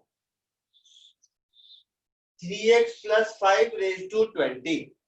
प्रॉब्लम क्या आ रही है कि पावर इतना बड़ा है कि हम एक्सपेंड नहीं कर सकते। अब इसको एक्सपेंड नहीं कर सकते, लेकिन मन ही मन सोचेंगे कि अगर 3x + 5 की जगह केवल x रहता तब तो डिफरेंशिएट करना आसान था, है ना? हाँ सर। हाँ सर। तो 3x + 5 रेज़ टू 20 को हम x के रेस्पेक्ट में डिफरेंशिएट नहीं कर सकते हैं, बट 3x + 5 के रेस्पेक्ट में तो कर ही सकते हैं ना। तो वही मैंने लिख दिया, 3x + 5 रेज़ टू 20 का डिफरेंशिएशन 3x + 5 के रेस्पेक्ट मल्टीप्लाइड विथ 3x + 5 का x के रेस्पेक्ट में। तो my purpose is solve, isn't it? समझा? कुछ और एग्जांपल, बहुत एग्जांपल बताऊंगा, घबराओ मत, बहुत सारे एग्जांपल बताऊंगा। यहां तक समझ आया? सर ये वाला नहीं समझा। क्या नहीं समझा? 3x sir + with 5 respect to d. Sir मुझे सेकंड स्टेप से नहीं समझा। क्या नहीं, कहां से नहीं समझा? सेकंड स्टेप वो जो आंसर लिखा है ना 23x + 5 रेज़ टू 19 × 3। ये हाँ समझा ये वाला स्टेप? सर हाँ सर वो समझा विथ उसके नीचे रेस्पेक्ट वाले टू से डी नहीं समझा। 3x + 5 कैसे कर सकते हैं? हम लोग उसको 3x + 5 को x कंसीडर कर रहे हैं। लिख चुका है सबने? हाँ सब लिख सर चुके हो? आपने इधर d 3x + 5 दोनों न्यूमरेटर और डिनोमिनेटर में मल्टीप्लाई किया है। अरे नहीं, सबने लिख लिया है ना? हाँ सर हाँ। तो इसी बात को कहने का दूसरा तरीका, चलो ये नहीं समझा तो लेंदी मेथड, ये मुझे निकालना है, ये मेरा क्वेश्चन है, ठीक है? हम क्या करते हैं, लेट z = 3x + 5 ये कर लेते हैं। तो dz/dx कितना होगा, बोलो तुम खुद, हाँ कितना होगा? 3। तो dz/3 लिख के रख दिया। हमने z = 3x + 5 लिखा था, यस लिखा था ना? तो मेरा डिफरेंशिएशन क्या हो गया, d of z⁻20 with respect to x, यही हो गया। तो हम इसको लिख सकते हैं d of z⁻20 with respect to z multiplied with d of z with respect to x। Chain rule से ये लिख सकते हैं। हाँ सर। बोलो जल्दी। हाँ हाँ सर। ये लिख सकते हैं। तो ये डिफरेंशिएट हो सकता है, ये हो जाएगा 20 × z⁻19 होगा। हाँ सर। और dz/dx निकाल चुके हैं, 3 है 3 × 3। अच्छा तो वही ये हो आ गया गया। 3 × z⁻19। z हमने क्या अज्यूम किया था, इसको अज्यूम किया था, तो ये हो गया 60 × 3x + 5 रेज़ टू 19, वही आंसर है। हाँ सर समझा, अभी समझा। तो ये जो लेट वेट ऐसे लिखा मैंने, इसी को ओरली किया था और कुछ नहीं। हाँ सर समझा। पक्का? हाँ सर। तो यहाँ जो z लिखा हुआ समझ आ रहा है, मैंने क्या कर दिया था, ये z की जगह 3x + 5 ऊपर भी लिखा था, यहाँ भी लिखा था, यहाँ भी लिखा था, तो लग रहा था कोई बहुत बड़ा कॉम्प्लेक्स है, तो केवल z लिख दिया था। तो समझ आ रहा है? ठीक है, आगे बढ़ूं? सर एक सेकंड। लिख लो ये कुछ और तो एग्जांपल। वही हुआ ना, बस आपने नया वेरिएबल बना लिया। हाँ वही हुआ, बट उसमें समझने में दिक्कत हो रही थी, इसलिए इसको छोटा करने के लिए नया वेरिएबल डाला है। तो वही, नया कुछ नहीं है। हाँ भाई। बट जब कुछ लोगों ने कहा नहीं समझ आ रहा है, 2-3 के मुंह से सुना मैं नहीं समझ आ रहा है, तो मैंने इसको थोड़ा सा चेंज कर लिया, और कुछ नहीं।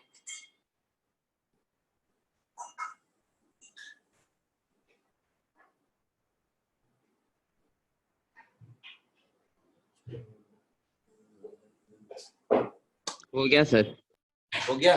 चलो कुछ और एग्जांपल दिखाता हूं, मैं ही करके दिखाता हूं तब आपको और क्लियर होगा।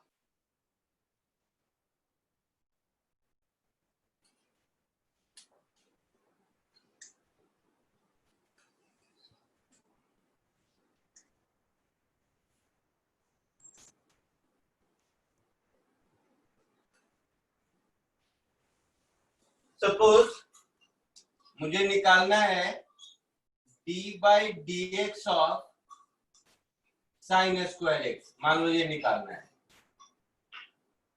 ठीक है। अब क्वेश्चन से केवल साइन एक्स है तब तो फॉर्मूला मालूम है, हाँ सर। हाँ सर। साइन स्क्वायर क्यूब 4 जो मन करे, केवल साइन एक्स है तब तो फॉर्मूला मालूम है, या केवल एक्स स्क्वायर है तो एक्स के रिस्पेक्ट में फॉर्मूला मालूम है। हाँ सर। हाँ सर। तो क्या मैं इसको ऐसे लिख सकता हूं, देखिएगा ध्यान से, ये हो गया मेरा साइन एक्स का होल स्क्वायर, तो इसको मैं पहले साइन एक्स के रिस्पेक्ट में डिफरेंशिएट कर देता हूं, मल्टीप्लाइड विथ साइन एक्स को एक्स के रिस्पेक्ट में कर देता हूं। अब ये दोनों डुएबल है। हाँ सर। एक्स स्क्वायर का एक्स के रिस्पेक्ट में 2x होता है, 2 sin x। तो साइन एक्स के होल स्क्वायर का साइन एक्स के रिस्पेक्ट में 2 ऑफ साइन एक्स होगा, और साइन cos x। हाँ सर। तो ये हमारा आंसर हो गया। 2 sin 2x भी लिख सकते हैं ना सर इसको? हाँ sin लिख 2x। सकते हैं, साइन 2x लिख सकते हैं। आया समझ में? हाँ सर।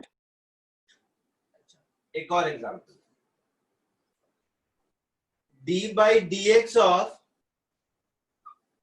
कुछ भी बोलो जो मन में आए, cos square x। 10x, e raise to 10x अगर है तो देखो e रेज टू x को x के रेस्पेक्ट में तो कर ही सकते हैं, तो हम क्या करेंगे, e रेज टू 10x को पहले तो 10x के रेस्पेक्ट में डिफरेंशिएट कर देंगे, फिर 10x को x के रेस्पेक्ट में डिफरेंशिएट कर देंगे, तो ये हो जाएगा e raise to 10x into 10, तो मेरा आंसर हो गया 10 into e raise to 10x। Sir ऐसे पता कैसे चलेगा कि कौन से टर्म से डिफरेंशिएट करेंगे? हाँ, तो यहाँ यही दिमाग लगाना है। जैसे जैसे ही मुझे ये दिख गया तो यहाँ दिक्कत क्यों हो रही है, इस 10 की वजह से। हाँ। ये 10x की जगह x होता तो डायरेक्ट फॉर्मूला है। हाँ। तो हम लोग हमेशा यही सोचेंगे कि डिफरेंशिएशन में अगर डायरेक्ट फॉर्मूला मुझे नहीं दिख रहा है तो मैं वेरिएबल को कैसे चेंज करूं कि डायरेक्ट फॉर्मूला में फिट हो जाए। जैसे मैं 10x को एक वेरिएबल बना लूंगा तो डायरेक्ट फॉर्मूला में फिट हो जाएगा। हाँ सर हो जाएगा। तो ये स्कीम बनाना है, कोई रूल थोड़े ना इसका। हाँ सर। ठीक है, तो इसको कॉपी करो, फिर कुछ क्वेश्चन देता हूं करने के लिए, प्रैक्टिस करने के लिए अभी के अभी। पहले इसको कॉपी कर लीजिए।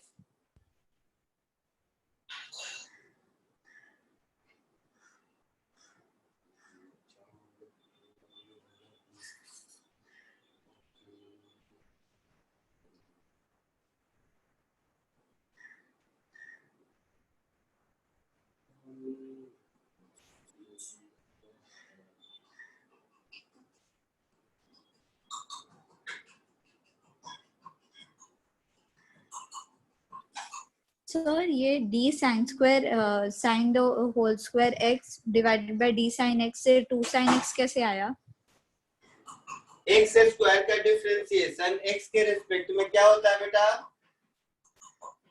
x स्क्वायर का x के 2x। 2x। हाँ 2x होता है, तो sin x के स्क्वायर का sin x के रिस्पेक्ट में डिफरेंशिएशन क्या होगा? नहीं पता। एक्स स्क्वायर का differentiation with respect to x 2x होता है, आया ना? हाँ तो sin x होल स्क्वायर का differentiation with respect to sin x 2 sin x होगा। हाँ हाँ समझा। हाँ हाँ अच्छा, वो आपने वो पूरे sin x को x, हाँ समझा। या तो मैं लिख दूं let z is equal to sin x, हाँ हाँ समझा मुझे अभी। फिर लिख दो d of z square with respect to z, तब तो 2z लिख लेंगे आप। हाँ तो समझा। वही थोड़ा दिमाग फास्ट चलाने के लिए मैं ऐसा लिख रहा हूँ। मैं तो मेरा क्या लेट वेट करके वैसे लिख भी दूं, बट उससे दिमाग चलेगा नहीं। सर हाँ सर थर्ड वाले में हम लोग ऐसा नहीं लिख सकते क्या, E raise to X the whole 10 लेके, क्योंकि ई रेस टू एक्स तो हमको पता है ना। तो ई रेज टू एक्स का पार्ट होल रेज टू 10 लेके हाँ कर सकते हैं, वैसे भी कर सकते हैं, सेम आंसर आएगा। करके देखिए, सेम आंसर आएगा, देखिए करके।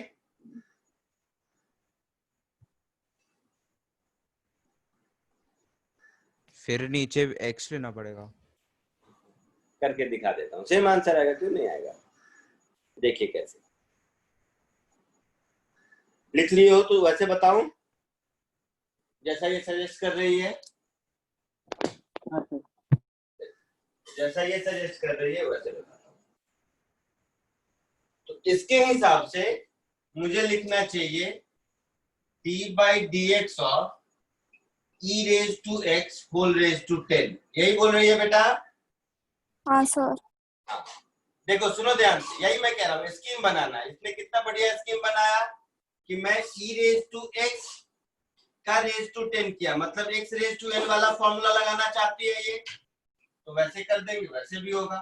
तो e रेज टू x का पावर 10, इसको मैं पहले e रेज टू x के रेस्पेक्ट में डिफरेंशिएट करूंगा, multiplied with e raise to x को x के रेस्पेक्ट में डिफरेंशिएट करूंगा। हाँ सर। तो ये डिफरेंशिएशन क्या हो जाएगा, x रेज टू 10 का x के रेस्पेक्ट में 10x रेज टू 9 होता था। हाँ हाँ sir. 10 e raised to 9x। तो इसको मैं क्या लिखूंगा, 10 into e raise to x whole to the power 9, और ये फिर ई रेज टू एक्स हो जाएगा, सर। है ना। तो ये दोनों मिला के हो गया 10 वही हो ई गया। Raise to x whole to the power 10। हाँ सर। ये दोनों मल्टीप्लाई हो गए, मतलब ये हो गया 10 into e raise to 10x, जो पहले आंसर लिखा था। हाँ सर। ऐसे भी कर सकते हैं, जैसा स्कीम बना लो, तुम्हारे स्कीम बनाने के ऊपर है। हाँ, फंडामेंटल डिस्टर्ब नहीं होना चाहिए, वेरिएबल आप अपने मन से बना सकते हैं। जैसे मैंने 10x को वेरिएबल बनाया था, इसने e रेज टू x को वेरिएबल बना दिया। देखो कितना ब्यूटीफुल एग्जांपल आया अपने सामने,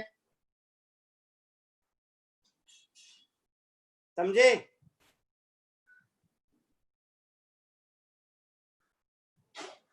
कुछ क्वेश्चन दूं? हाँ सर।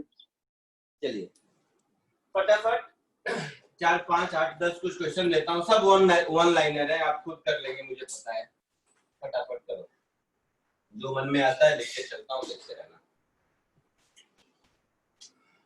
चेन रूल की प्रैक्टिस के लिए और कुछ नहीं। Find dy by dx if question number 1 y is equal to under root sin x, question number 2 y is equal to under root tan cube x, question number 3 y is equal to ln x का whole square, question number 4 y is equal to ln of x square। जो मन में आता है मैं ऐसे ही देता चलता हूँ। Question number 5 y is equal to sin of 3x minus 5। Question number 6 y is equal to e raised to minus 20x। Question number 7 y is equal to, और क्या क्या वेरिएशन करूं, y is equal to sin of x square। इतने ही करो।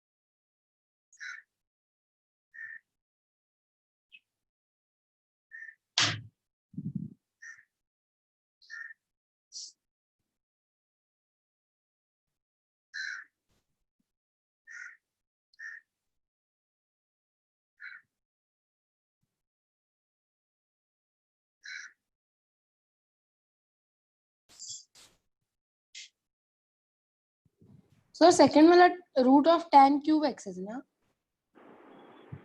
हाँ, root of tan cube x. tan cube x.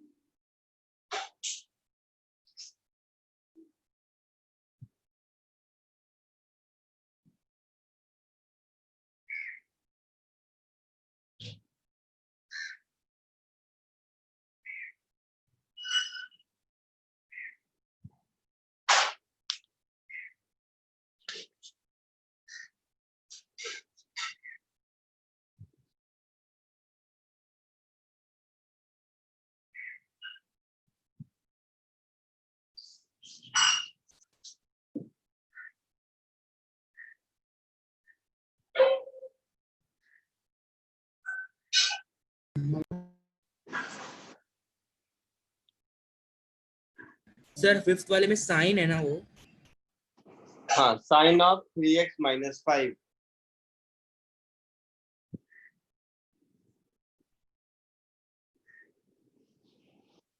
Sir heart attack देते हैं.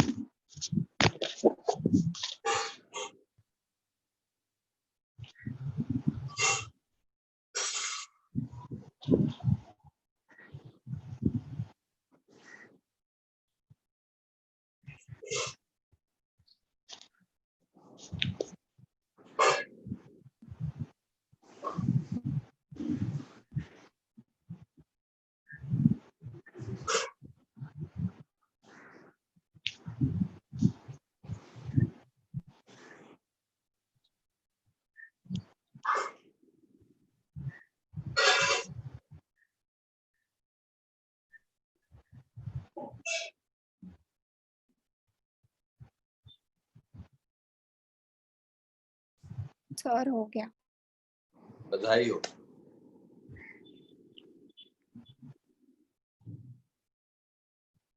बाकी लोगों का हो गया, कहाँ तक पहुंचे? सर लास्ट दो बाकी। सर 7th कर रहा हूँ बस, एक ही बार।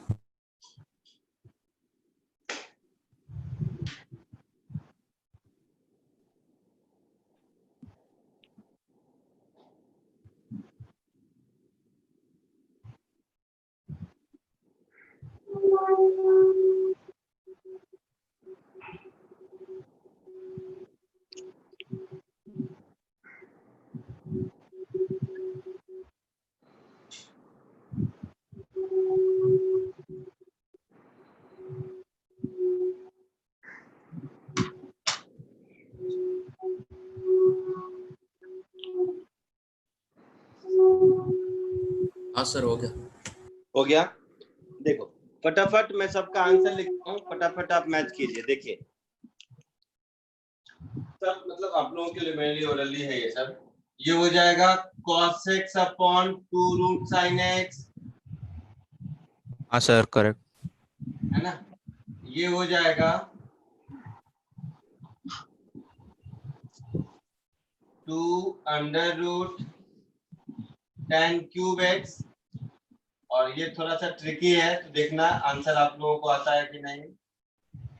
3 tan square x into sec square x आया है। हाँ सर। अरे वाह बहुत बढ़िया। ये मेरा हो जाएगा 2 ln x अपॉन x, ये हो जाएगा 2/x, ये हो जाएगा 3 cos ऑफ 3x माइनस 5, ये हो जाएगा -20 e रेज टू -20x, ये हो जाएगा 2x into cos of x square. ये सारे आंसर में से बताइए अगर मुझे कुछ बोलना हो तो। फोर्थ वाला नहीं है। सर सेकंड वाला सर नहीं। सर सेकंड वाला गलत है। ठीक है, और फोर्थ एक-एक वाला करके नहीं check है। हाँ बता दूंगा सर फर्स्ट वाला मुझे नहीं आया। ठीक है। और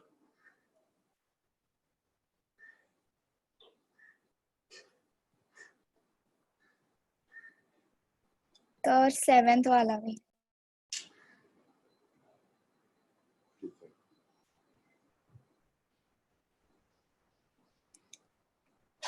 इरेज करूं? बता देता हूँ, ये सब इरेज कर दूं। अब जो जो नहीं आया देखो।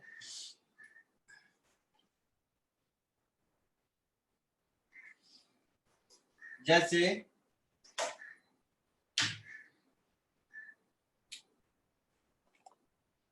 किसी ने कहा कि फर्स्ट वाला नहीं आया, मतलब d/dx of root sin x था फर्स्ट वाला, तो इसको हम लिख सकते हैं d/dx of sin x to the power 1/2, d/dx of sin x to the power 1/2, ऐसा लिख सकते हैं। तो हम क्या करेंगे, sin x to the power 1/2 को पहले तो sin x के रेस्पेक्ट में डिफरेंशिएट करेंगे, मल्टीप्लाइड विद sin x को x के रेस्पेक्ट में डिफरेंशिएट करेंगे। यहाँ तक कोई दिक्कत? No sir. No sir. तो ये कुछ ऐसा हो गया 1/2 sin x to the power -1/2 into cos x, तो ये हो गया cos x upon 2 root sin x, यही शायद आंसर लिखा था। हाँ सर करेक्ट है। दूसरा क्या था? tan क्यूब x का स्क्वायर रूट था शायद। हाँ स्क्वायर रूट। d/dx और tan cube x to the power 1/2 ऐसा था। हाँ दो तरीका है करने का, या तो मैं tan x to the power 3/2 करके कर लूं या वैसे कर लूं, दोनों में से जैसे बोलोगे एक ही बात। तो मैं इसको ऐसे कर देता हूं, जैसा मैंने लिख दिया tan क्यूब x का differential tan cube x to the power 1/2 को पहले तो tan क्यूब एक्स के रेस्पेक्ट में डिफरेंशिएट कर देता हूँ, multiplied by tan cube x का मतलब हो गया tan x to the power cube, तो इसको tan x के रेस्पेक्ट में मल्टीप्लाई कर देता हूँ, मल्टीप्लाइड विद tan x को x के रेस्पेक्ट में कर देता हूँ। ये स्कीम समझ आया? सर हम लोग सीधा tan x into raise to 3/2 नहीं कर सकते? वैसे भी हाँ कर सर सकते वैसे हैं। मैं तो बोला ही वैसे भी कर सकते हैं, वैसे भी कर सकते हैं, लेकिन 3 वाला सिखाने का एक मौका था, इसके लिए मैंने ऐसा किया और कुछ नहीं। वैसे भी कर सकते हैं, ठीक है। तो रूट एक्स का 1/2 रूट एक्स होता है, तो ये टर्म तो हो गया 1/2 under root tan of cube x. X cube का 3x स्क्वायर होता है, तो 3 tan स्क्वायर एक्स, और tan x का sec स्क्वायर होता है, तो sec स्क्वायर। आया समझ में? सर एक बार 3/2 वाले से करके दिखाइए ना। हाँ करके सब दिखाता हूँ। तुम लोग नई चीज सीखो पहले, वो तो मैं कर दूंगा, वो दुनिया में मतलब ऐसा तो नहीं कि वो तुरंत होगा, बट ये जो सिखा रहा हूँ ये सीखो 2 मिनट, अभी वो भी करके दिखा दे। सर हाँ सर सेकंड क्वेश्चन समझा नहीं, फिर से समझाएंगे? क्या समझाऊं बताओ? सर ये बात जो आपने लिखा, ये 1/2 रूट tan स्क्वायर एक्स सब कैसे है सर? रूट एक्स का डिफरेंशिएशन एक्स के रिस्पेक्ट में कितना होगा? क्या sir? d/dx of root x बताओ पहले कितना होगा?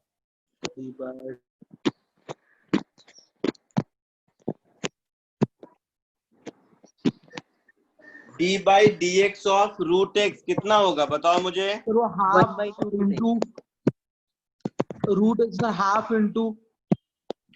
फाइनल आंसर, स्टेप मत बताओ, इसका मतलब है प्रैक्टिस नहीं किए, क्योंकि ये तो रटा जाना चाहिए। 1/2 रूट x आएगा ना सर? 1/2 रूट एक्स आएगा, आएगा। हाँ सर। tan क्यूब एक्स का पावर 1/2 है, तो ये क्या हो जाएगा? 1/2 रूट एक्स की जगह रूट के अंदर tan क्यूब एक्स। हाँ सर समझा समझा समझा। समझ गया? हाँ सर। और बोलो sir differentiation with respect to x और with respect to tan cube x, इसमें डिफरेंस क्या होगा? कोई डिफरेंस नहीं है, वहां वेरिएबल x है, यहाँ वेरिएबल tan क्यूब x है। अच्छा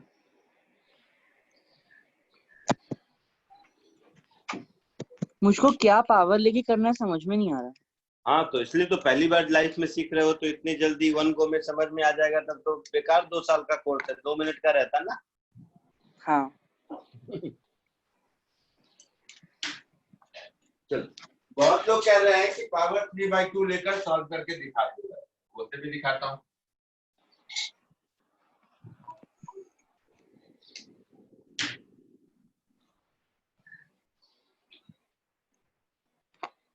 क्या क्या था भूल गया मैं, tan क्यूब एक्स का रूट था ना? tan क्यूब x का रूट। हाँ सर।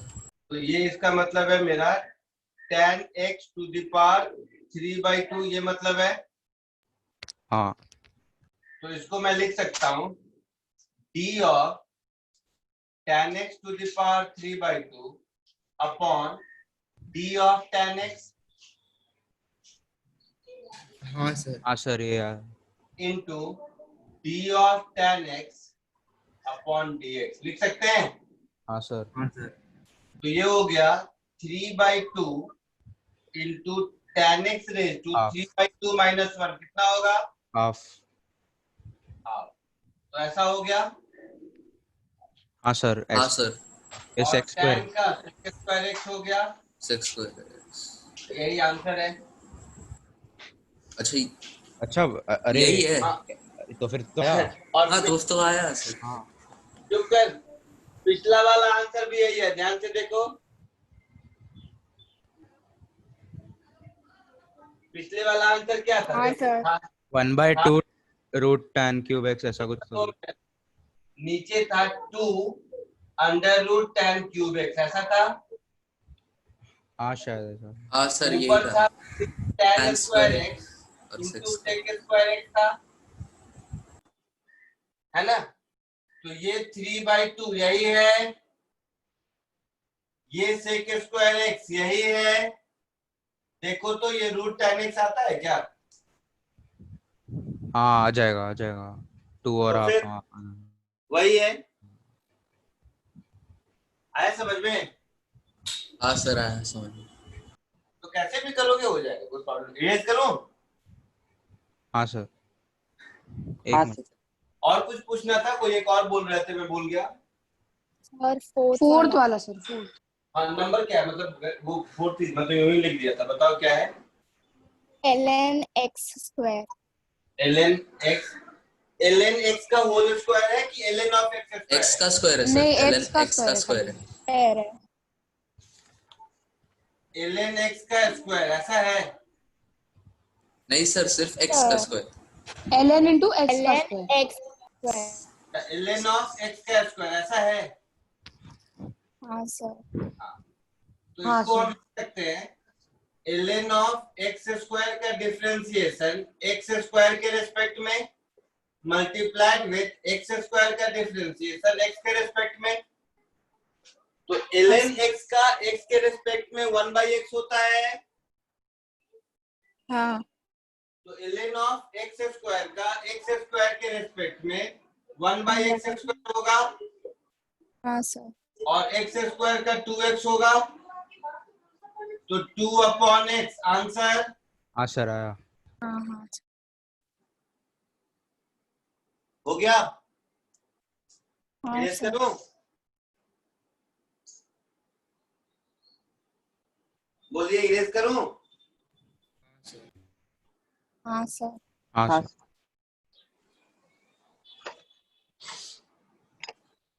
अब एक कॉमन सेंस देखो, एक कॉमन सेंस जस्ट शॉर्टकट है, नहीं बताने से भी काम चलेगा, लेकिन शायद इससे थोड़ी लाइफ और आसान हो जाएगी।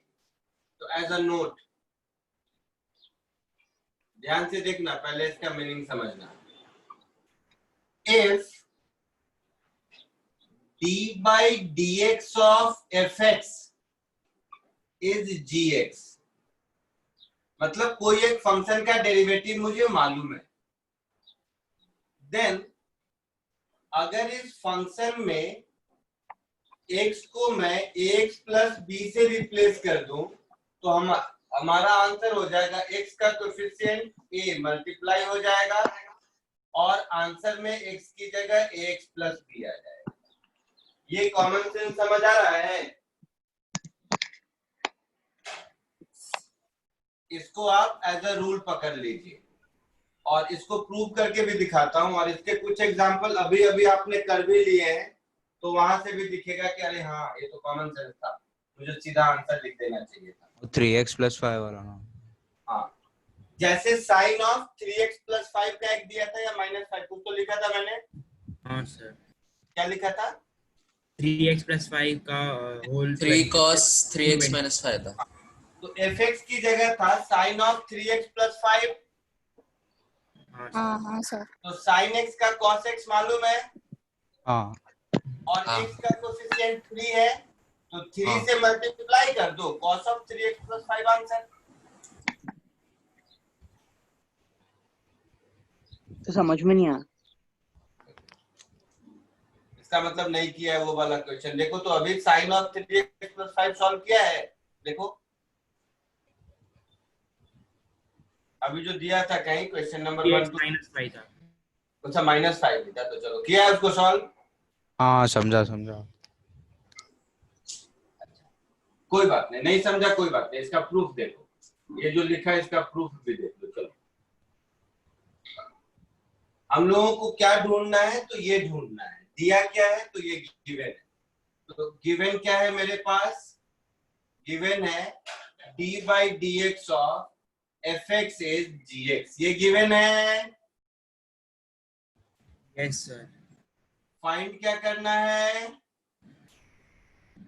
d/dx of f of ax plus b, ये फाइंड करना है। तो हम लोग क्या करते हैं, let z is equal to ax plus b। Now dz by dx, this will be equal to a, होगा? बोलिए। Yes sir.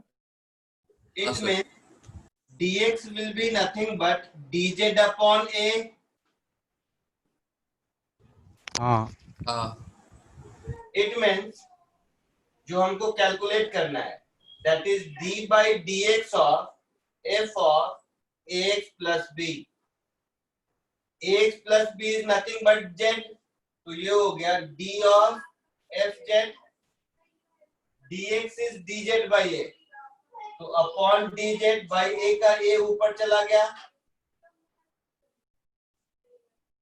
आया ना. हाँ सर.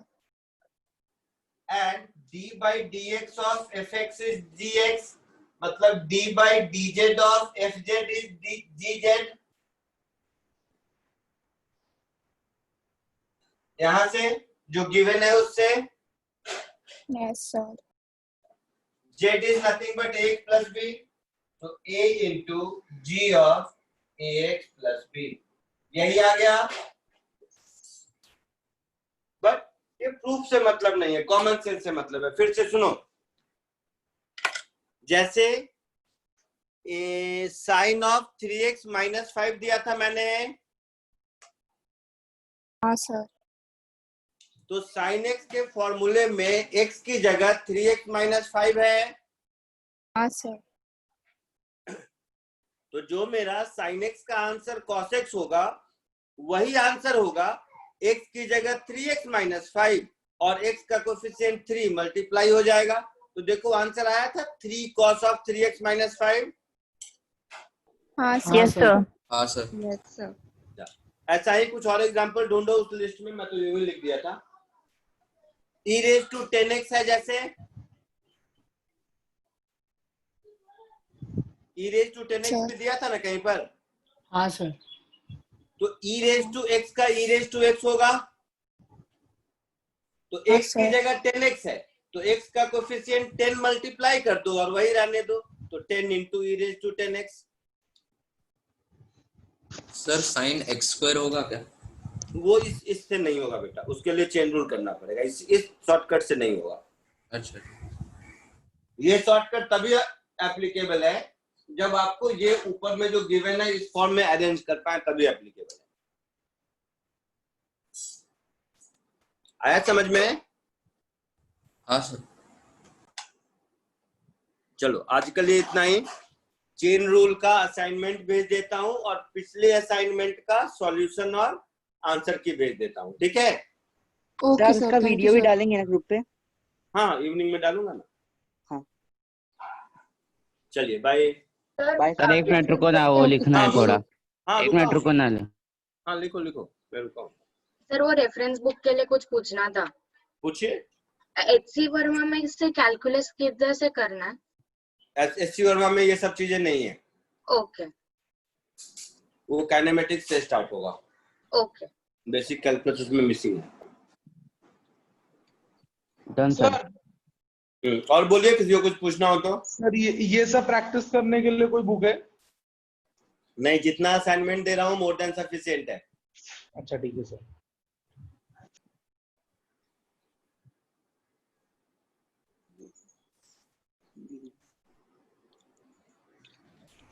और बोलो, किसी को कुछ पूछना हो, कुछ बात करनी हो तो.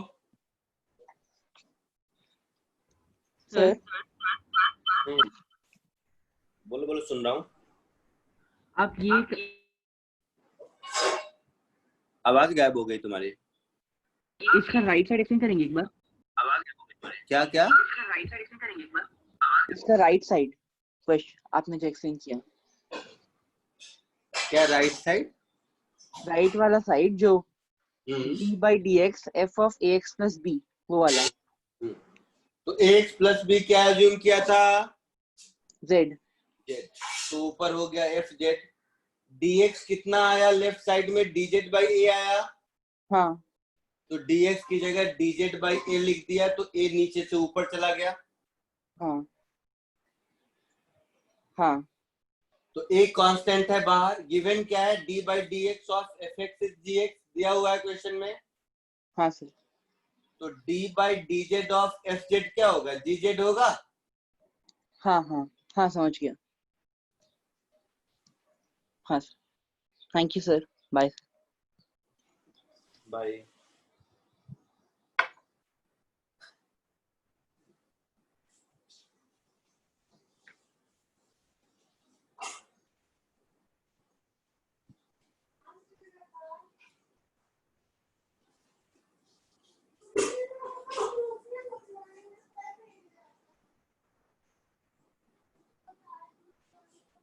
चलिए बंद करूं या कोई लिखता है? हाँ सर। ओके चलिए बाय। Bye sir.